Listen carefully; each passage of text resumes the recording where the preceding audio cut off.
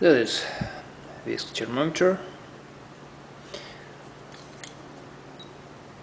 Look like battery is low, need to replace. Okay, that is new battery. What I'll do, let's turn it. You can see mark over here, open and close.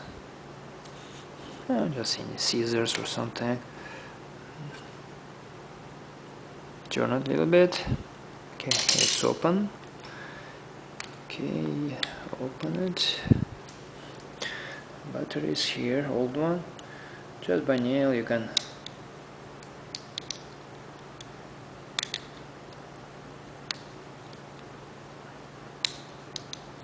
get it out.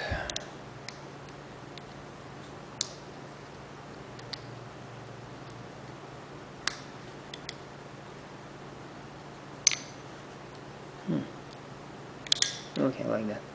Yeah. Just find the right spot. Okay. Put new one. Okay, new one in. Okay.